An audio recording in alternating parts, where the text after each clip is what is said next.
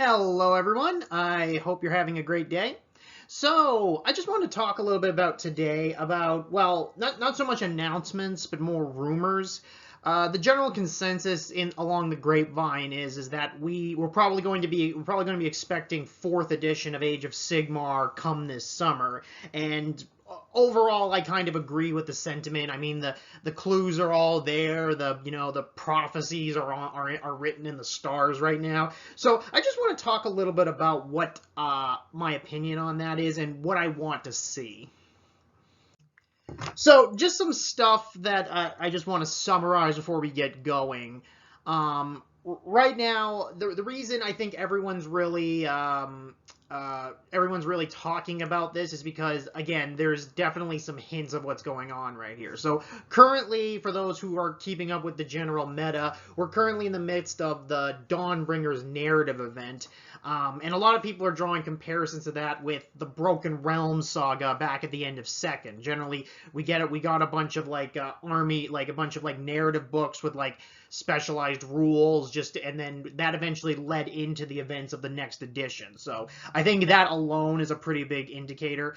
In addition to this, we've been seeing new model sets teased. Probably you've seen the leaked images of new Skaven coming, and the rumors that the Skaven will be in the new box set for the fourth edition. Again, that's pretty big, and just also in addition to that, the timeline matches up pretty good.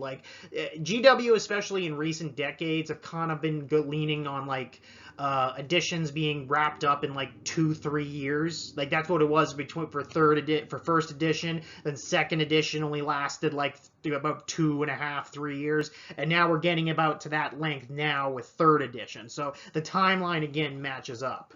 And I kind of feel, for the most part, too, that I think people are pretty much ready for a new edition as well. Again, this isn't written in stone, but it's pretty likely, and I think a lot of people would like that, because overall, I think third edition is in a pretty good place competitively, but with any edition and with any game, eventually, as it goes along, people start to get tired of aspects of it. It's just the same thing happened in 40K with ninth edition before 10th edition came. Everyone got sick of that, and then second edition with Age of Sigmar towards the end, people were kind of just done with it, and then third edition came and reinvigorated life. I think that's kind of what's going on right here. So third edition isn't hated, but I think a lot of people are I feel like a new edition is just what's needed to reinvigorate the hobby, and I agree with it too. I think I've pretty much found all my fill of third edition. I'm ready for a new one. So now I'm just going to go over what I want to see from that. When fourth edition comes, what changes are going to be made? Because with a new edition, you have to take the good with the bad. The bad being that they're gonna make changes you probably don't like, but at the same time, we always hope that the changes that we do like overshadow that. So this is what I would like to see. So I'm just going to start off by addressing, well, the elephant in the room here. There's no other way to describe it. The random turn mechanic. Now, every time we get a new edition of Age of Sigmar, this is the one that always gets brought up. Is GW going to keep the random turn mechanic? Personally, I think it's probably going to stay. I kind of think at this point right here, GW, for better or for worse, has kind of committed to the concept.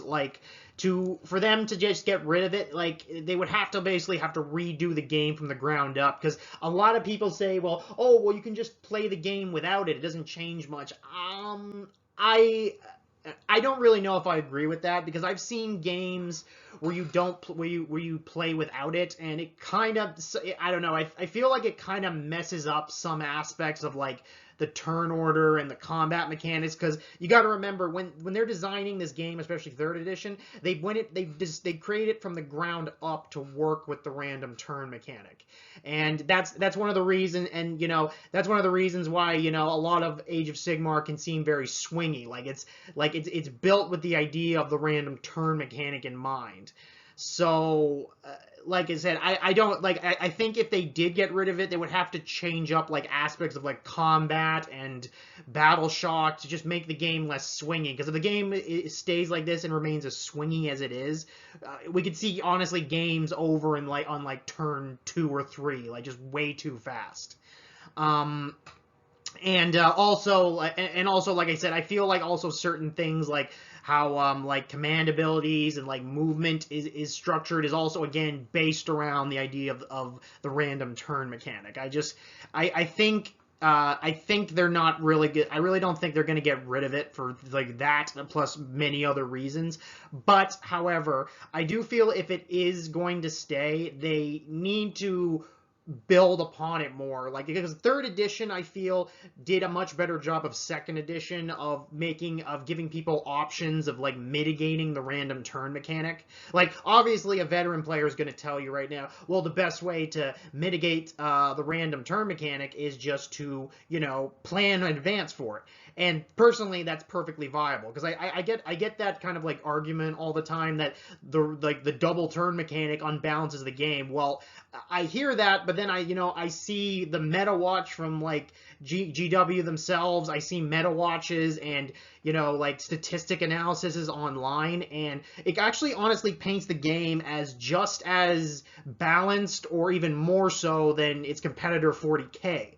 And again, if you look at like tournament statistics, you often see like similar people ranking high or even winning multiple tournaments. So again, if the random turn mechanic makes the game completely random, those people are either the luckiest people in the world, or there's more to it than just hoping that the double turn doesn't happen. And that's honestly and I do agree with that consensus when people say, like, if your strategy to mitigate the double turn is just pray it doesn't happen to you, then you're not really mitigating it, if that makes sense. But having said that, I do feel that intrinsic rules in the game could maybe make it a little less devastating. Like, for example, as people pointed out, greater emphasis on interactivity. Like, one of the biggest problem with like the double turn, as it's, well, I call it the random turn, but people call it the double turn because, someone could potentially go and then go again immediately. And one of the biggest problems with that is that, and this is the similar examples we get, is that, for example, heavy shooting armies like Caradron Overlords, basically, it's their turn, they unload all their guns onto you, and then you roll off, they go again, and then unload on you all over again. And if you and because Age of Sigmar, it doesn't have a lot of interactivity with terrain, a lot of times you just have to sit there and take it, with like only so much you can do to mitigate it. And that can be very discouraging to people. Or, for example, someone with a heavy cavalry army. Well, they run up all their cavalry, get a bunch of objectives, do a bunch of battle tactics, then they go again, and then all their cavalry just runs all over the board all over again, running circles around your opponent, and Age of Sigmar is a game often won or lost in the movement phase, which cavalry can very much take advantage of. Like, those, in my opinion, I think are legitimate concerns. In addition to that, like I said, in addition to that, I feel that third edition was on the right track in like giving people like movement, like redeploy. You had like Unleash Hell. You had Rally in both hero phases. Like it's starting to give people more interactivity in your opponent's turn. But I feel like more can be done in that regard. Like having said this, I realize GW is probably never going to do the I go you go that everyone keeps suggesting. They're just not going to do it. They've made it very, very apparent that they don't want to do that. But I think there are certain things that they can do to help with that. For example, Horus Heresy gave a good example, like with reactions, where once per phase, when your opponent does something, you can do one reaction, to either move, shoot, or do something to help with that. I think that something like that doesn't require the use of a command point, I think that would be a good idea too. And also some people have also stated, well, you could also have things like, battle tactics are only scored at the end of the battle round. So that would encourage people to want to take the double turn as well. Because the problem with the reason people call it the double turn is that more often than not, it's not actually a double turn. You have if someone wins the roll off, you have the choice of whether to go first or second. But some people point out, like 8 out of 10 times, you almost always want to go again, because there's just more incentives to just go twice instead of letting your opponent go and then you go. So that right there, I think GW in 4th edition has to give more incentives to want to go second. Because because one thing I do notice with how the random turn mechanic works is that how it works right now is I feel it often doesn't actually, when people say it ruins games, like it just makes it not being able to strategize around it. I feel it has more to do with how the psychological effects of the double turn works. Because I see this a lot too when and even when I've played, but I see it a lot too with especially newer players. When someone gets double turned, especially in the middle of the in the second or third round, the psychological effect I see it have on people is very apparent. Like when you get double turned, you're like, okay, well, I lost. So psychologically they check out of the game. And then it becomes kind of like a self-fulfilling prophecy. Like you're already in the mindset that you've already lost, so they stop trying. Like they're not thinking strategically anymore. They're kind of just going through the motions. So it just completely unbalances them. So I think the psychological effect I feel is a big reason for that, because again, and I think GW needs to add things that help mitigate the psychological effect. So if someone gets double turned, they're not like, okay, well, I lost, I guess I'll just play this out and see what happens. I think that if they add more stuff for interactivity, that kind of counteracts that defeatist kind of mindset that can come on when you get a bad double turn. That's just some things I think they could do. I don't know if they're going to do that. I feel they should do that, and they probably will. But if the double turn is going to stay, I think they do need to put more thought into it. Definitely more so than they did in 3rd edition, anyway. Terrain, I definitely have some thoughts about, but I don't really feel like I really have much to add that hasn't already been said. Like, for example, terrain rules just don't have enough interaction or relevance. That's pretty much the gist of it. Like, they're like, GW really, as far as Age of Sigmar is concerned, even up to 3rd edition, they're just not really giving a lot of, thought to how terrain works in the game, because they kind of just give these bespoke rules. A lot of the times it's just, okay, this one's arcane, this one's deadly, and they even have they even had just tables for it. But but in terms of actual practicality when you're playing, oftentimes terrain just doesn't matter. Besides just okay, physically blocking line of sight, terrain just doesn't have much relevance in the game in and of itself. And I feel Warhammer 40k 10th, I think, had a good at least on the good right direction on it. I don't want terrain to have a massive amount of complex rules, but I think they do need to figure out how to find a middle ground between, you have to do 3 sets of roll-offs every time you step on a tree, or between it just basically might as well not even be there, Now, I think there's also, I do feel that the recent developments with Dawnbringer books have definitely been in the right direction. Their whole idea of we've seen advertisements where how fortifications are looking for this flavor campaign, okay, where you treat terrain pieces like enemy terrain. I think that's a good, something like rules in the vein of that, I think will be good. And they can also take inspiration from 40k 10th edition as well, where there's different rules depending on what type of terrain it is. Because I think that would also really help in in terms of double turning, especially with shooting. If you have some way to mitigate shooting and to mitigate spell flinging, I think that would be a really good idea.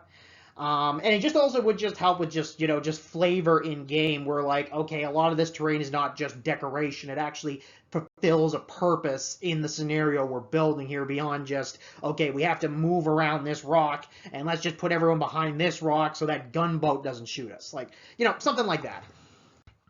Now, grand strategies and battle tactics. I'm going to start off with if they stay, because I'm actually not sure what GW is going to end up doing with these, because I'm starting to notice there's definitely a bit of a there's a bit of a blowback towards grand battle tactics, and especially where how they're just they're just very unbalanced between armies, and there's so many of them, and if they stay, GW is going to have to make a conceited effort to balance them again. Like the extreme variation in difficulty, especially with army battle tactics, is really starting to, actually I would probably say much more so than the random turn mechanic, unbalancing games, because you have some armies where I'm kind of being hyperbolic here, but okay, you get this battle tactic if you just charge 3 units into combat. But in another army, okay, you get this battle tactic if your hero is a wizard and he kills another hero while he's doing if he's doing a heroic action in the third turn. You get what I mean here, it's just some you have to jump through so many hoops, the other one you basically just have to just show up and say your name, it's I feel like the new edition needs to address this, or if they feel they can't, maybe just take them out, or just, maybe just make them optional. Like, do what they did with, War Scroll battalions when 3rd edition drops. Just make it so they're only you can only really use them in narrative play or open play. Like for example, War Scroll battalions were basically everywhere back in 2nd, but then when 3rd edition rolled around, War Scroll battalions kind of just evaporated from competitive play because, again, GW just couldn't find a way to properly balance them between armies. So I kind of feel that's what's going to happen to battle tactics especially. They're probably just going to, if they can't figure out a way to balance them better, they're probably just going to move them into narrative play. That's honestly what I think is going to happen.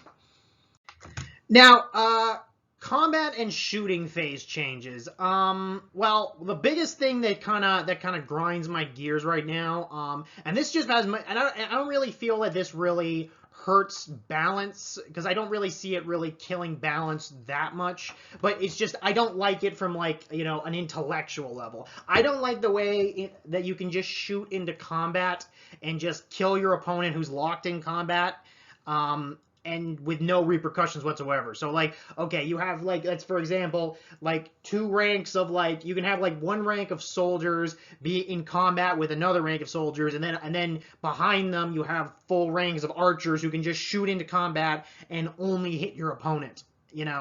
I just just in my mind, I just feel that shouldn't be able to do it, because again, it just makes shooting just so much more obviously better than combat, because again, you just especially with some armies the cities of Sigmar, I just don't think they would be that good of a shot that they could shoot into combat and only hit your opponent.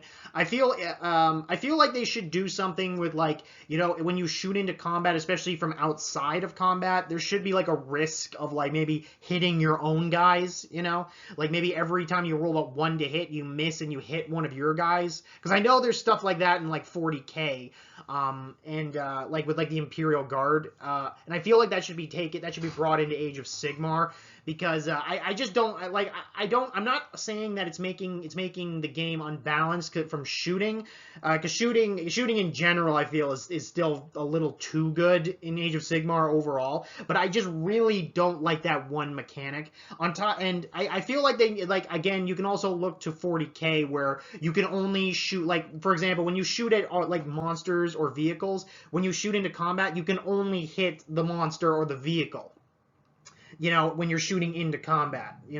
I feel that they should do something like that. Unless you have the war machine or monster keyword, when you shoot into combat, you should have some kind of a penalty. And definitely more so than just, and I'm not saying just like when you're shooting into combat, just -1 to hit, because that's not enough, you know?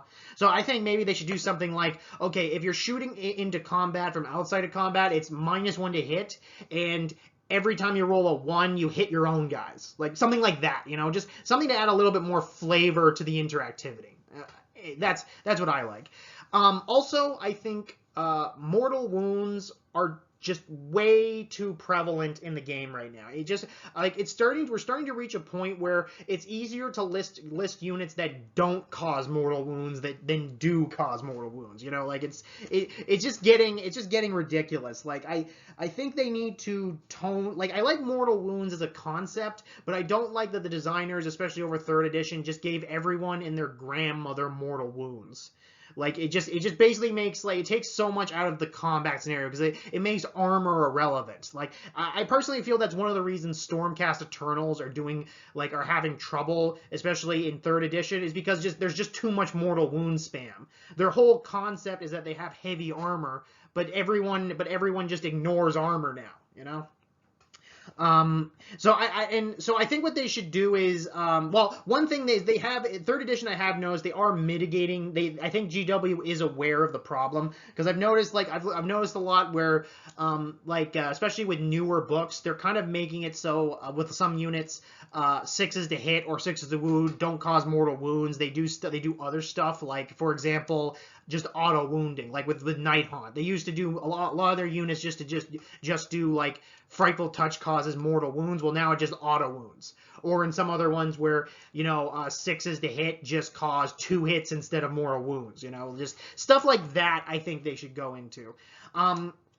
In addition, once again, I think they could also look to maybe 40k, where they changed up how devastating wounds work, where they just ignore armor saves rather than being true mortal wounds. Now, that's not going to work in Age of Sigmar, because damage is handled differently in Age of Sigmar than it is in 40k, because everything in Age of Sigmar spills over. All wounds spill over into the whole squad, so that's not going to work. But I think maybe they could do some kind of like change up to mortal wounds, in that maybe there is some way to save it, like maybe like unmodified 6s always save even against mortal wounds, or I don't know, maybe or maybe mortal wounds, like, you know, maybe like with mortal wounds, like it just basically like doubles your rend characteristic or something. I don't know, something like that. If they end up not doing anything to mortal wounds, I just ask that GW stick with your current trend of just making mortal wounds less prevalent at the very least. Like, just do that, and I think we'd be in a much better position.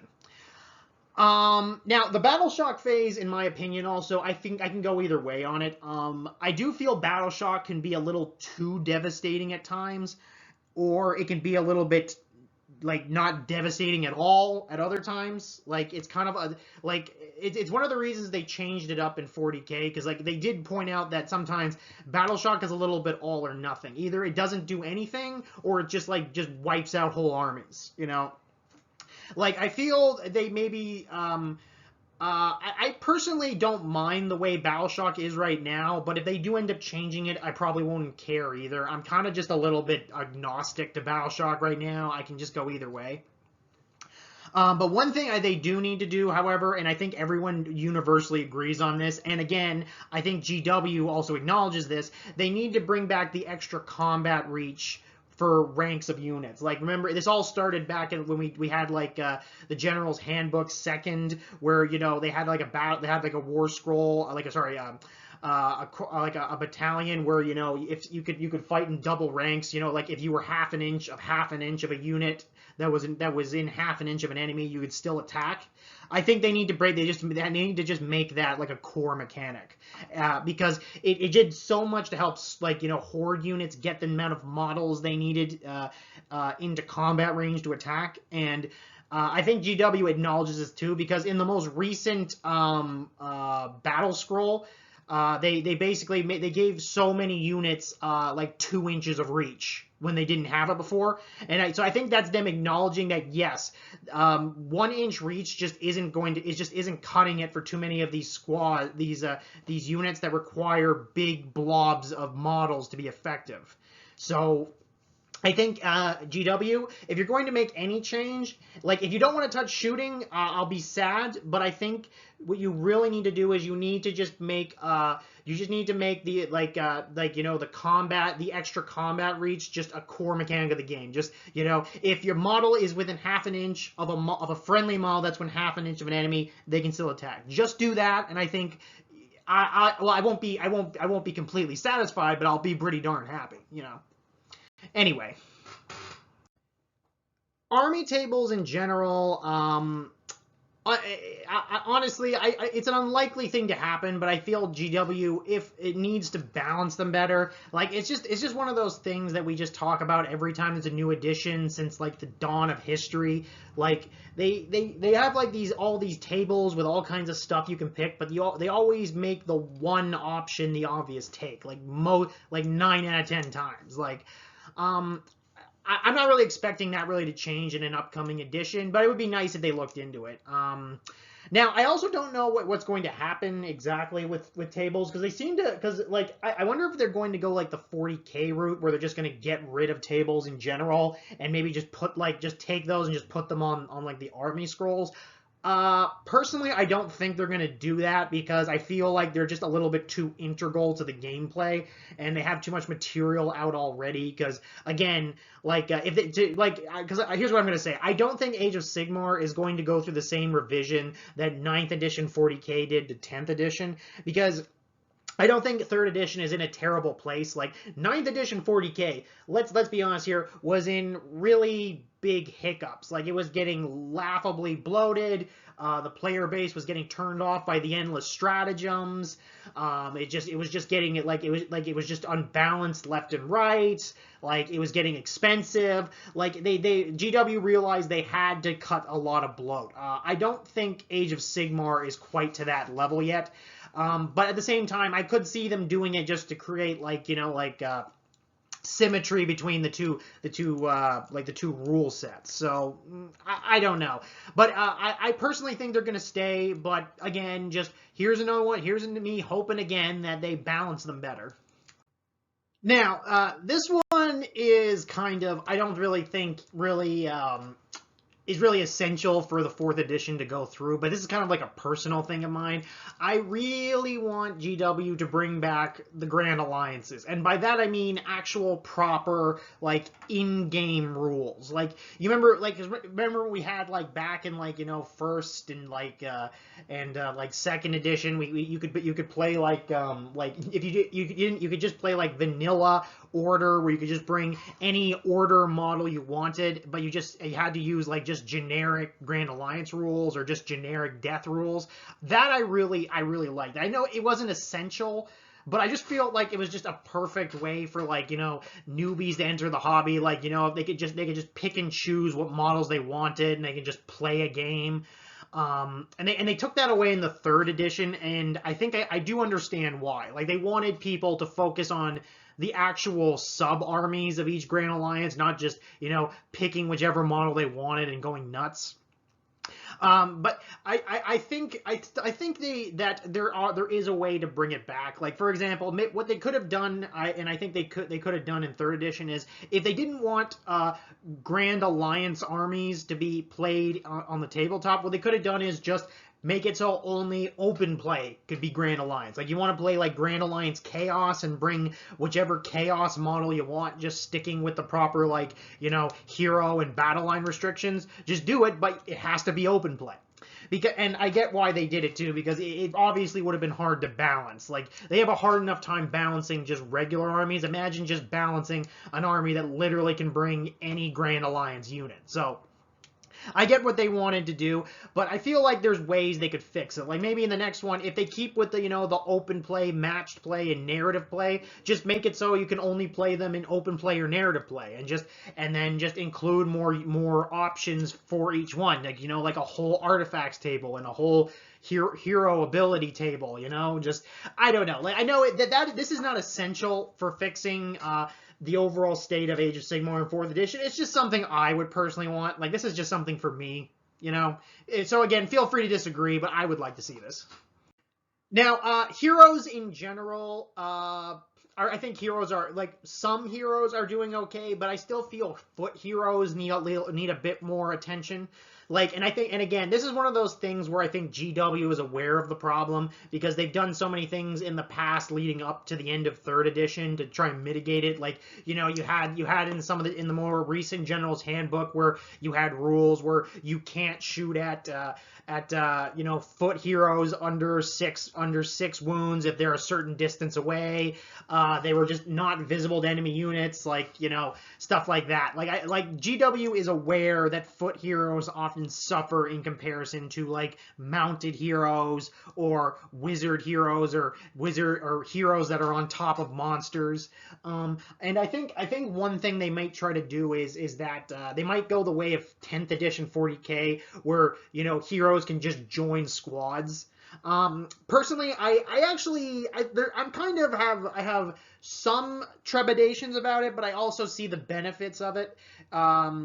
Though I don't think it's going to go the way of 10th edition, where, like, adding heroes to squads is, like, basically the cornerstone of, like, the rules variety of the armies. I don't think it's going to go that, but I think they'll do that just to keep heroes safer, and also to make they just streamline things, because, okay, like, how many times have we had, like, where you have to keep, like, where for rules interaction you have to keep this hero next to this bodyguard unit, but when you're charging in he makes it, but then his bodyguard unit doesn't, so he's stuck in combat by himself, or vice versa. Like, I think they're just gonna just make it so your hero can just join a squad, and when you charge they all charge together, or some kind of way to make it so they always charge together. I think that's probably what's going to happen. And again, if anything, just to keep them safer from shooting. But again, I can go either way on this. I feel like if they keep it the way it is now, I think it's not the end of the world, but they just need to create more protections for foot heroes. Like, again, like ways to mitigate them getting shot, ways of mitigating them from getting, you know, like, just, you know, like, assassinated when they're being isolated because they can't actually join squads. I think they just need to do some stuff like that, and we'll be golden. And garrisons in and of themselves, I think, I really do feel garrisons were a big missed opportunity in 3rd edition, because I got really excited when I heard they were making some additions and changes to garrisons, and then when it finally came out, I just realized all they really did was just clarify some rules, interactions with garrisons in general. They still basically works the same as previous editions, and I really think that was a missed opportunity, because garrisons, I feel, can have so much there could be so much opportunity for them even in matched play, for, like, you know, like, rules interactions, and just, like, changing up how game flows, and even, in fact, even just, like, helping units, like, protect them from shooting, you know. But right now, they just don't offer enough, and I feel there's just not enough rules for them for proper interactivity. Now, I feel GW is going to maybe add some rules to them, because one of the big things of the most recent Dawnbringer books is they're going to be having like siege warfare coming in, where they're going to be adding more rules to, like, defensible terrain. I think that's a good step in the right direction, but I don't want to see that just, like, I want to make sure that it's done in a way that doesn't just completely change up how a game works, because then that's just going to keep it just a niche thing. Because, like, if a garrison completely changes up how a game works just by its very inclusion alone, then it's probably only ever going to be, like, just a niche thing that people play occasionally. Like, I think garrisons garrisons should be included, but I think, and they should be included with, like, enough variety in them to give, like, legit benefits, but not to the extent that it would completely change up the game from their very inclusion, if that makes sense. Like, for example, like there are certain games in, like, narrative play that involve, like, you know, like, defending and garrisoning structures, but the whole scenario is built from the ground up to work with that. That's the thing that's also happening with this Dawnbringers. The entire scenario of the game, of, like, the scenario, is built around the concept of like, you know, defensible structures. So I just want it to be, like, just a regular thing that you can just add into a game or not include in game. And it won't really affect anyone too heavily. Yeah, but it's just it'll just be another tool to add into, like, into your arsenal. That's what I kind of want to see. Now, I don't know how they would go about doing that. You know, like, because the thing is, like, one thing, GW really doesn't want Age of Sigmar to be just too, like, just have too much, like, rules interaction. They want to keep things lean and mean, but the thing is, you don't, if you make it too lean and mean, then it just doesn't do anything. Like, that's what I feel is going on with garrisons right now. They just don't bring enough to warrant even including them in the first place for the annoyance that they create. And also at the same time too, I realize I also don't want the game just turning into like a garrison meta either. So that's why I feel that garrisons have always been tricky in Age of Sigmar, because you don't want to make, I don't want them to become like a new meta where, like, you know, shooting kind of did. And but at the same time, I want them to have at least a level of interactivity that they're actually fun to play. Like right now, I feel garrisons, I just don't feel they're really all that fun to play. They just don't bring enough. Unlike, unless you're certain armies, like for example, like Caradron Overlords, one of their big things they got going for them is garrisoning, because all their boats have basically let their units garrison while on the move. That I understand, but I feel like maybe they could add some other stuff to it. Like, I don't know, like, for example, maybe you get, like, while you're garrisoning, you get, like, a bonus when you rally. Or when you're garrisoning, you don't have to take battle shock tests or something. But you don't have to take battle, or maybe you get a bonus. Okay, maybe not taking battle shock is a little too much, but maybe you get a bonus to battle shock. Like, stuff like that. Just add in a bit more interactivity with the garrisons. That's what I want to see. But anyway, I digress. So overall, for judging by, so right now, even though we still haven't gotten an official word, I do feel 4th edition is on the horizon. Like, all the signs are there, all the clues are there.